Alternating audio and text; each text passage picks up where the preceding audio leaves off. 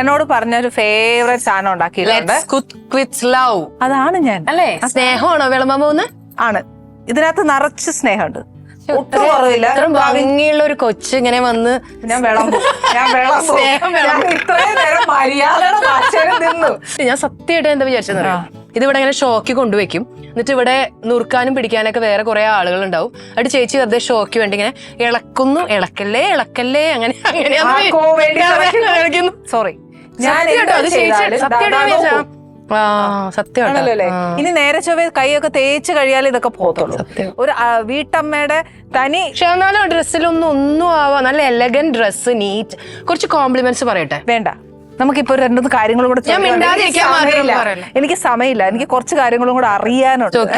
ഇപ്പൊ എവിടെയാ ജോലി ചെയ്യുന്നത്? പണിപോയ ടീച്ചർ എന്നതാണ്. പണിയൊന്നുമില്ല. അതിന് കാരണം നമ്മുടെ ലാലേട്ടനാ. ഇത്രയും നല്ലൊരു മനുഷ്യരുടെ പേരിൽ കൊണ്ട് ഇങ്ങനെ ഒരു പണി. അതല്ലടാ, എനിക്ക് ഭയങ്കര ലാലേട്ടൻ സ്നേഹമാണ്. ഫാൻ എന്നൊക്കെ പറഞ്ഞു പോകും. അല്ലെങ്കിൽ കുട്ടിക്കാലം മുതലേ ക്ലാസ്സിൽ ഇങ്ങനെ ടീച്ചേഴ്സ് ഒക്കെ ചോദിക്കില്ല എന്താവാൻ ആഗ്രഹം എന്ന്. അപ്പൊ എല്ലാവരും പറയില്ലേ ഡോക്ടർ, എഞ്ചിനീയർ, ടീച്ചർ എന്നൊക്കെ.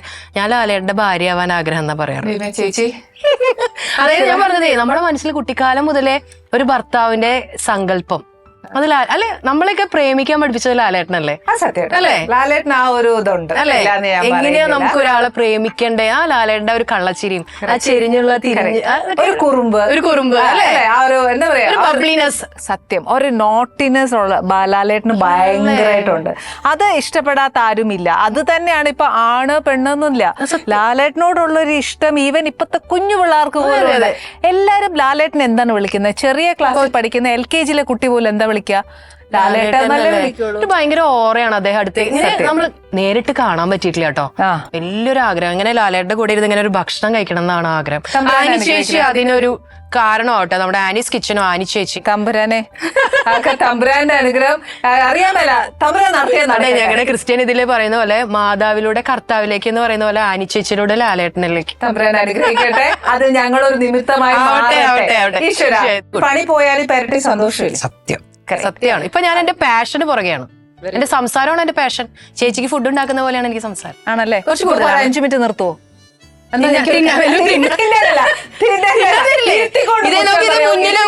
മുന്നില് വെച്ചിട്ട് പ്രേക്ഷകരെ എനിക്കിത് തിന്നാൻ വേണോ?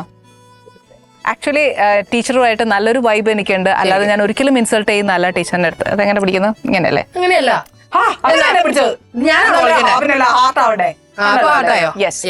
ആക്ച്വലി ഇതാണ് ആ വൈബാണ്. ഈ തല്ലുണ്ടാക്കുമ്പോ ഒരു സന്തോഷം, വർത്താനം പറയുമ്പോ ഒരു സന്തോഷം.